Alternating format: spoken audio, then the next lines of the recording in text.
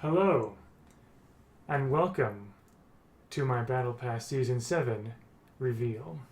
I am Barendipitous, and I am going to be your game master for this video.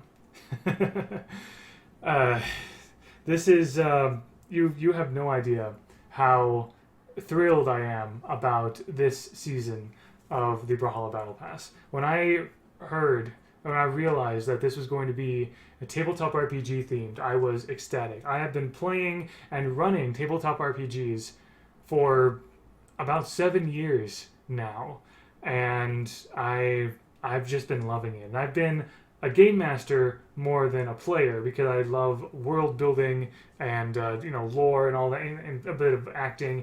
You guys know that, right? So, what is the plan for this video? Well, I'm going to tell you. There are 3 things that I have in this video. Number 1, I'm going to start with reviewing, with a quick overview of everything that has been revealed in the Battle Pass so far. I know that others, like Pavelski, have done that already, but the reason I'm doing that is to kind of give my take on the sort of the story, the narrative, the lore that's been going on in this Battle Pass. This Battle Pass isn't as lore heavy as like, for example, Season 4, Season 5, but I really love what BMG has been doing, and I want to also kind of like point out a few like nice little details that I've seen in the things revealed so far in the Battle Pass that as a fan of TTRPGs myself and as a Valhalla lore fan, I really like. So, number 1, reviewing everything in the Battle Pass so far. Number 2, my actual reveal. All right. So if you want the reveals, go ahead and skip ahead. I made chapters in this video. Go ahead and skip ahead to the reveal if that's all you want. But my analysis of what's been revealed so far, my actual reveals, and then at the end there will be a slide that shows the details of my lore quiz giveaway. Every single Battle Pass season, I do a quiz giveaway that includes about 10-ish questions that relate to the theme of this Battle Pass. And if you get them right, you will be eligible to win one of several really neat prizes. So all that information will be displayed at the very end of the video. All right. So without further ado, let us get on with showing off Valhalla Quest. I love that. Doesn't that sound like a really cool like tabletop game to play? I would certainly love to run something like that. But anyway, and yes, I am sporting my Game Master robe, basically. I haven't had as much opportunity to run in-person games as I'd like to recently, but I'm grateful that I have the opportunity to use this here. Sleeves and everything. Really cool. So yeah, Valhalla Quest. So we began...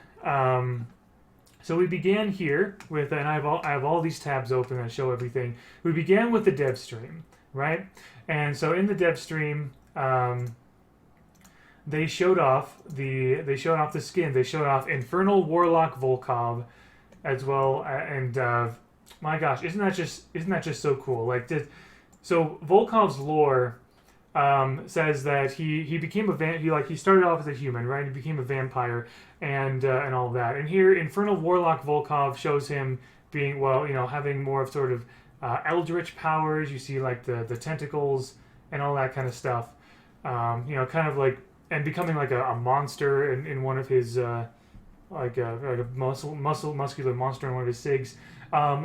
This actually works really well for Volkov's lore, because if you imagine each Battle Pass season is like a what-if scenario, essentially. It's not like real canon, but it's a what-if kind of thing. And so, in Volkov's lore, like, he ended up being a vampire. He removed his own heart so he couldn't be staked by it and all that. But his subjects in Batavia, like the people beneath him in Batavia, were taking bets on how he would be corrupted. Would he be corrupted by an eldritch deity? Would he become undead? Would he become something else? So I imagine that this is just kind of a what if, instead of becoming a vampire, Volkov became a warlock. And in many tabletop RPGs, a warlock is defined as a magic user who has entered into a pact with some powerful extra-dimensional entity, whether that be like an archdevil or like a celestial, or in this case, an eldritch entity. Think of like Call of Cthulhu type thing, right? Or like, you know, or some entity from the infernal realm, or something like that. And that's what Volkov is now. He's in this version. He's not a vampire. He is a warlock, and you can see his. Well, I'll show him a little bit. Anyway, I think that's really cool. And then of course later on, and yeah, there's a muscular monster that he becomes. Later on, they show, of course, what the heck? Where is it? They show the progress. So that was the epic skin. They show the progression skin of Jae-yun, who is a paladin. It's not working right now, but he basically becomes a paladin. And actually, you know what? We can just look at Jadeware's amazing artwork for this, right? Oh yeah, I didn't notice. Volkov has these hooves here, which, you know, again, you know, hooves are like kind of like goat legs are often used for certain types of demons or devils. But yeah, Volkov's chest is open, and you can see his heart inside of it as well, kind of like General Grievous style, essentially. And then you have Jae-yun here in his like most powerful form, and I love that his bad eye, as he progresses more, like I don't know if he like sees through it or some power is coming through that eye as well. Beautiful, and I love this this conflict and everything. So Jadewares did a fantastic job with this piece of art here. I also do want to point out this emblem here on Jae-yun's chest. This blue kind of like sort of moon-ish shape, crescent moon-ish shape there. We'll be seeing that here and there. Also, I love that. So there is lore here, and I actually was not aware of this until, you know, I saw this website. Day 1, afternoon. Travel across the realm, recruit some allies, defeat infernal warlock Volkov, and save the world. Huh? I'm no rookie to this whole adventuring thing. I've traveled across the world once before, and I'll do it again. There's no way I can turn down this challenge. And there's these diary entries that Jae-yun is making, and I love that. This is fantastic. Okay, so that was that. In the next part of our journey, we have Schwerpy's reveal here. I'm not going to play the entire videos. Schwerpy always makes BMG for this battle pass said to videos, hit him in the head with a hammer. He showed off. He then turned to me, like however many weapons. Basically, and I'll just kind of have this. Let's see it. And he just has the weapon sort of scrolling through here at the end. So these are like dwarven forged weapons, and so yeah, I just think that's really cool. I love how they kind of are sort of like part molten sort of a thing. And I saw some people asking about like whether like, and he shows all the weapons, and but you like at the end you can just kind of see that. But it actually explains in the lore of this battle pass how that happened. Day 2, afternoon. Olgrim, I guess you can't see the whole thing, but I'm reading it. Olgrim sent me on a side quest to retrieve his stolen wares from some imps. So these weapons were made by Olgrim. For my trouble, he gifted me this sweet dwarven forged greatsword. Yeah, my whole attack first, ask questions later tactics may have caused a volcanic eruption and melted some of the wares, but the imps are taken care of, so it all balances out, right? Jae-yun.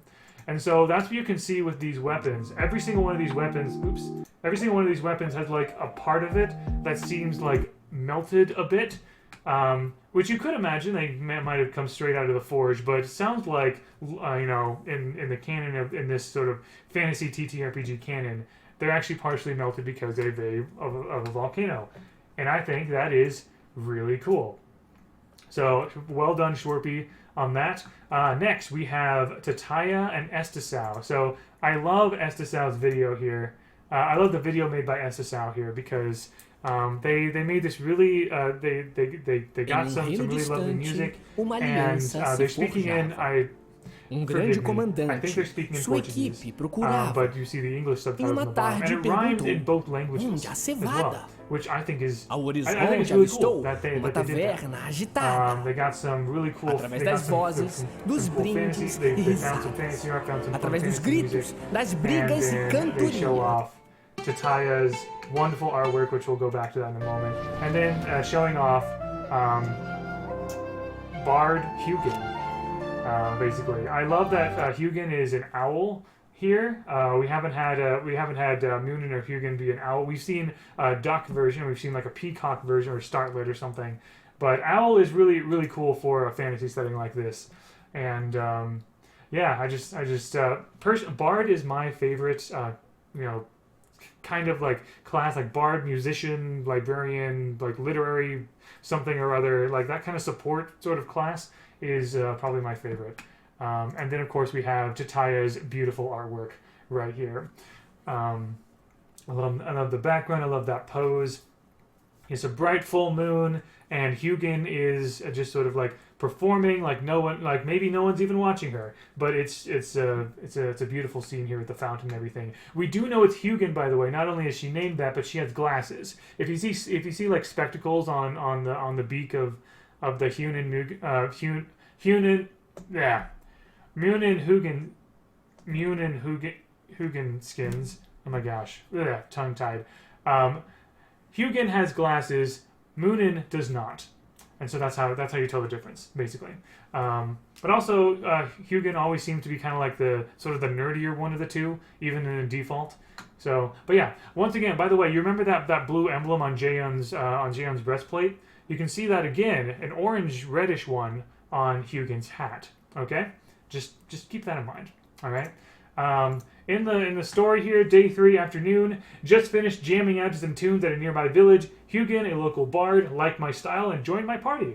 As a bard, her charisma is through the roof and her serenades are stunning. Literally, she immobilized an entire swamp goblin stronghold with one performance. Easiest loot of my life.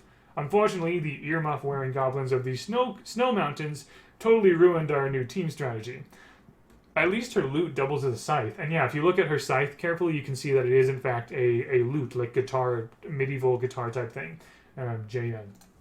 Beautiful story there. Okay, so what is next? We have, I believe it was the Wednesday dev stream. And this is what they showed off. They showed off the color scheme, Pact of Poison. I think the green, the purple and green, I think is always a very striking combination, and I love the name too, Pact of Poison. My wife Cobweb is very much into like sort of the darker themes and sort of thing. So I think she's definitely a fan of that. But there's also a bit of a story here. So day 4 morning, and you can see Jaehyun's kind of like leveling up a little bit in the portrait here. Taking off some of the armor and relying more on like some of the sort of divine paladin powers he's getting, radiant powers. Anyway, after we purchased some upgrades, Hugin and I crashed an encampment of cultists in the middle of some ceremony they called the Pact of Poison. Well, after a bit of push and shove and some great dice rolls, they pointed us towards a massive flying castle in the distance. Apparently, it is the origin of all the world's evils and the source of all the raining fire in Jaehyun. Raining fire, that sounds like a reference to Jala a little bit. At least there's mention of that. I don't know but I think that's just a sort of like a fantasy kind of thing. And yeah, floating castle, you can see that in the emblem right here. Very cool. But yeah, Pact of Poison colors. I like the colors a lot. I'm usually not too picky when it comes to colors, and it definitely does depend on how it's applied to the skins. But as far as like the general concept goes, I think it's a fun and different concept. I wasn't sure if they were going to go for like normal like brownish tones for like the traveling on a map or something, but this is cool. So basically, Pact of Poison has to do with like some kind of fantasy cult or something, right? But yeah, there you go. Okay, so next we're moving on to Sandstorm. Sandstorm made this fun little video that showed off the KO effect and the sidekicks. I gotta say, I love these things. Okay. So, here we go. The KO effect. We're going to kind of like go by frames here. So, and you can watch Sandstorm's video on YouTube to like get more of the... But anyway, so yeah, so first we start with some dice. Looks like we have a couple of D6s and a D4 there. Two 6-sided dice and a 4-sided dice. So that's fun. With some like, I guess, number runes and stuff like that. And then we have a mimic, like like if you play like any sort of like Final Fantasy or lots of fantasy settings have treasure chests that are actually monsters in disguise. And so here we have a mimic like swallowing up the dice. And usually you don't see mimics have arms, so this is fun. So it just sort of like gobbles it all up and then just like drops and everything. So just kind of like here is the KO just like that. And also I wanted to point out that the design of this mimic is based off of the wild chest in Brawlhalla. If you look up on the Brawlhalla wiki, the wild chest, it has this same exact lock and is held together by planks of wood. So I think the wild chest is a good choice for a mimic because it is a wild monster, right? So then we're going to see the sidekicks here, and I love every single one of these sidekicks. I'm hard pressed to choose one of these as my favorite, honestly. So of course we have the mimic sidekick. You can see more the wild chest again with the chains, the lock, the planks of wood, and everything. So it kind of makes you wonder about what the other chests are like. if this one is a monster. That one looks like both scary and cute at the same time. Very good job there. Next we have, it points out the sort of the way it looks like a little puppy. Next we have this really cool looking dragon. Like, wow, they did not mess around with this design. This looks like a full-on adult dragon, and it's carrying you into battle. Looks so cool. A lot of sidekicks are like more on the cute side or more on like the funny side. There aren't a lot of sidekicks that are like sort of more on the epic and serious side, right? At least in comparison. And so this is definitely there, and I love that. Next we have another just sort of classic monster, a slime. And so a lot of depictions of slimes have like bones like in it and like weapons sticking out of it. And generally this kind of like tells the story, right? So slime monsters tend to be acidic. And so if like living tissue or like a living creature is like stuck in a slime and can't get out, then they are basically dissolved and their skeleton is left, essentially. And sometimes that can add some character to the slime creature itself, because you kind of see a bit of that creature like inside. You see the slime is using arm bones as its arms, essentially. And then of course slimes can be hard to kill if you don't know what you're doing, and so you just see a lot of like arrows and swords like sticking out of it. And sometimes pieces of treasure can be stuck in slimes as well. And slimes can come in all different shapes and sizes, and I think this is a wonderful depiction of that as a as a sidekick that just like brings you on, really. But yeah, and then there's something really interesting about this last one here. So we have this, and Sandstorm put like a bit of a meme in the background in the video. Who's the biggest bird? And so so we have this large bird creature here, and it's definitely very big. But I think the Appa sidekick from the Avatar crossover definitely helped them to expand the boundaries of what a sidekick can look like. Because Appa was so big, they had to like change some things like in the background with programming, and so I guess that gave them the liberty to be able to make other big sidekicks like this one and the dragon. I want to point out that obviously this is some kind of like bird, right? But here we go. The story. I want to read the story here. Day 4 afternoon. Hugin and I love that he had different like emotions here. Hugin and I ventured into the dungeons for some extra loot. I thought I had scored a great find until the loot sprouted arms and tried to eat me. I would have been doomed if Hugin hadn't wedged her loot in its mouth. I should have tried to hit it with my sword first before trying to open it. We also found a raven bear deep in the dungeon. Hopefully we can get the poor thing home safely. JN. I also do want to say, why do I keep doing that?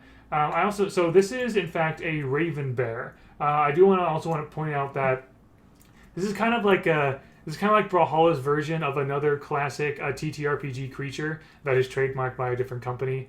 So if you look up like fantasy bear creatures, you'll definitely see that. But but this is a raven bear. It's not a crow bear. It's not a peacock bear. It's not a and definitely there's a certain other type of bird bear that is copyrighted and trademarked. But yeah, this is BMG's take on that. Raven Bear, I love it. I also want to point out this emblem here, right? I keep pointing out these sort of like crescent moon shaped emblems. Jaehyun had the blue one, Hugin had the orange reddish one, and this bear, this Raven Bear, for some reason has this purple one. Interesting. Yeah, just wanted to kind of point that out there. There's that interesting little detail. And then finally, we go to the most recent reveal that happened. Day 5, afternoon. After restocking on health potions for the 40th time in 3 days, we decided it was time to recruit a healer. In the nearby town, we met a local cleric called Kaya, who was happy to tag along. With how she allocated her stats, Kaya's doing way better than I expected in combat. She single-handedly won the big tournament during our last session and still managed to keep us alive. With how much damage she's doing, soon I might have to respect to be the party healer. So I'm pretty sure winning single-handedly won the last tournament. I'm pretty sure that's a reference to BCX 2022, in which Impala, just like pretty much upset the 1v1 competition by winning with Kaya. So I like, and also he kind of like that pouting face and everything. And so yeah, we have Pavelski's video here, which is Pavelski always delivers on some great humor and everything. But yeah, he talks about different parts of the battle pass. But then he goes to the new Kaya skin, Cleric Kaya, basically. I love this design, and Calamari Pop, who, correct me if I'm wrong here, I'm pretty sure Calamari Pop also did the actual design because she is a developer at BMG. But she also made this beautiful art piece. I love the blur effect that you can kind of see. You might not be able to see very well here, but if you go on Calamari Pop's Twitter, you can definitely see there's a blur effect with the things that are kind of like anything except Kaya's face is a bit blurred. So I love the sort of magical effects. She has these flowing robes, flowers in her hair, like kind of like that sort of headdress and everything. Maybe this Kaya is part of some religious order or something. But I do want to point out once again, she has an emblem around her neck. You can see it a little bit better if you look closely at the skin. But she has a pink crescent moon shaped emblem. So to recap, Jaehyun has the blue one. Hugin has the orange one. We saw Kaya has the pink one, and the Raven Bear, for some strange reason, has the purple one. So I'll leave you to speculate on what that could possibly mean, because I'm sure you'll find out the answer in another day or so. But there you go. Beautiful art and design, I'm assuming, by Calamari Pop. Definitely the artwork. Wonderful. And I already read the story there. So that's the story so far, really. Of course, we've got my reveal going on now. Planet Micro, Sunsero, and Swerft are tag teaming, and then Lucian Sword in the dev stream, and then we have Infernal Warlock Volkov with his crystal ball and everything. So there you go. That is my general analysis, and I love, anytime we have these battle passes around a theme, especially back in season 3 when I went over the weapons. BMG definitely goes over. They definitely look at a lot of different things for inspiration. And they definitely did there's references to dice. Dice and rolling. There's references to the classic treasure chest mimic monster. The Raven Bear is definitely a reference to a different classic monster. You see dragons, references to dungeons. There's the party leader. So right now we have a paladin, a bard, and a cleric right now. So I'll definitely leave all of you to speculate on who the last party member could possibly be. Then of course the big bad villain and everything. This is wonderful. This has to be. I say this every time. This is my favorite battle pass so far, and I say that every single time because it's true. BMG just does such a good job with all of this. So, wow, I've been going on for 25 minutes and analyzing all of this. This is why I put chapters in. If you wanted to skip ahead, and go to the reveals, I gave you an easy way to do that. Just go, if you go down to the red bar at the bottom, you can see, it's kind of split up into 3 different sections. My analysis video was this first 25-ish minutes, and, there you go. I'm just saying, if you wanted the reveal sooner, that's up to you, essentially. Actually, I guess unless you're watching this in Premiere. I don't know if I'll do a Premiere on this one. No, I'll just release this whole thing. Why not? People don't like it when I spend 20 or 30 minutes in analysis and not revealing things right. You want the reveals, right? Then let's go ahead with the reveals, shall we? So, allow me to sort of get into... Actually, so the reveal I have, I'm going to be telling a bit of a story. I'm not just wearing this Game Master robe for kicks and giggles here. I'm actually going to be your Game Master for the next section of this video. I have a story to tell you all, and I know that this website here has been telling a bit of a story, and from Jae-young's perspective, as he been recruiting different people to his party and coming across different things and monsters. The story I'm about to tell you is not the same as this one, mostly because I was not aware that this story would be happening. But the story I'm going to tell is applicable to my reveals. So,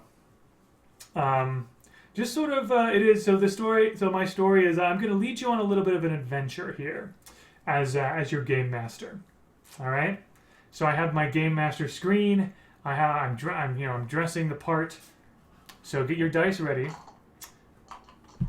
and let me tell you a story that also reveals the avatars. You are a warrior of legend, standing upon the shoulders of the great legends of old. You remember well the Dragon Knight's legacy, though all that remains of that is a helmet in your attic as fractured as the memories of great deeds long past. Considering the great battles of yore brings another, less distant memory to mind. You've often heard of what was witnessed in the Battle of Orc Pass, the great Iron Legion commander basking in the glow of destruction, yet far from sated by it. You shake your head at such thoughts, for you have your own journey to pursue, your own legend to forge. You've gathered a decent party of capable adventurers, Hugin the Bard, Kaya the Cleric, and yourself, Jaehyun the Paladin. All 3 of you have proven your worth in combat, but are anxious to make progress in your quest to vanquish Infernal Warlock Volkov. That begins today, you decide, starting with Olgrim's Blacksmithy and Forge. This is your first stop in town before continuing your quest for fortune and glory. You didn't expect Olgrim to be working so hard this early in the morning, but the sound of hammer on anvil mixed with dwarvish expletives rings in your ears when you step inside. As you approach the blacksmith, he puts down whatever he was working on and recognizes you. He gestures for you to wait a moment, then disappears around a corner, appearing a moment later with the sabatons you commissioned a few days prior. You comment on the impressive craftsdwarfship of the steel boots, but Olgrim scoffs and spits, grumbling about how it doesn't quite compare to his work on a certain sword of legend he made in his youth. He wonders where it could be sitting now after all these years. You take note of this as a potential lead for a future quest, but for now, you thank Olgrim with your words and your wallet, and move out into the town. Your next stop is a local potion shop filled with various bottled oddities. No adventurer would be caught dead without at least a couple of healing potions in hand. On second thought, perhaps they would. The adventuring life, though extremely lucrative, is just as perilous. Such morbid thoughts encourage some extra little purchases from the potion shelf just to be safe. The shopkeep seems all too eager to further coax a little more money from you, but you leave just in time to avoid buying a bottle of troll soil. You hop from one shop to the next, dreading the possibility of forgetting something. You woke up early in the morning to start your quest earlier, but At this rate, you wonder if you might need lunch before you go. The sight of a shopkeep's desk is all too familiar to you now, and your purse is more than light enough to carry any spoils you may find in your adventure. You hope this quest will be enough to make up for all these purchases. At last, with all your errands complete, it's time to finally begin your journey. You reach into a pouch to retrieve 4 small pendants. These are the Lightbringer's emblems. You were told they would point the way to the treasure and danger you seek. You remember that you don't know which way you're supposed to be going, so you hope these emblems work, or this quest will be over pretty quickly. You arrange them in a pattern on the ground, and after mumbling a few magic words, the glow of the emblems focuses in one particular direction. You pick up the emblems and start leading your party. Your feet carry you to a cave, the hidden entrance of the creepy old castle you've been trying to find. You steel yourself for anything as you meander the darkened caverns by the light of a torch. Suddenly, Kaya senses movement, and the 3 of you are almost taken by surprise. You're under attack! You face the threat to find a small level 1 imp. Despite its attempts at ferocity, you make easy work of the creature and press onwards. The inside of the castle proper is almost as dark and dank as the cave, though it is far more impressive. You can't help feeling like that imp from earlier as the pillars of the castle halls tower over you, such that your torchlight can't even reach the ceiling. Soon, you find another light source, this one an eerie green. You gingerly turn the corner to discover the source, and it's a cat playing with some kind of glowing relic within a magic circle. As adorable as this is hardly shaping out to be the perilous adventure you spent a lot of time and coin preparing for. Hugin notices the cat has a tag on it that reads Dander. You decide to not disturb Dander's playtime and move on. Down a lengthy set of stairs and through another hall, you notice things have gotten very quiet. Too quiet. No howling of the wind from outside, no chirping of a bird or bat. The purring of the playful cat is far behind you. All you hear is the maddening ringing in your ears in the absence of any other sound or sight. The hair on your neck stands on end before a fire blazes green before you. Above a massive door at the end of this gloomy hall, you see what looks to be some sort of headpiece crowned with green flame, the emblem of eldritch royalty. You are almost overcome with the anticipation of maybe finally finding your mark. You approach the doors and, with some effort, push one of them open enough for you to pass. Inside a room of silent stone, you don't find your foe, but you do find something else. A magical tome floating in an alcove, turning its pages upon pages of forbidden glyphs. The Volcanomicon. You are about to reach forward to grab it when you notice a golden glint in your peripheral vision. You turn to find an ornate treasure chest. The book can wait, you decide. The mystery of the chest's contents has adequately captured your attention for now. You approach it until you are met with a terrible realization. This is a trap! The chest comes alive, revealing its terrible treasure of teeth and tongue. You grab your weapons, because it's time to roll initiative. I hope you came prepared with your best D20. You'll need all the luck you can get to get out of this encounter alive.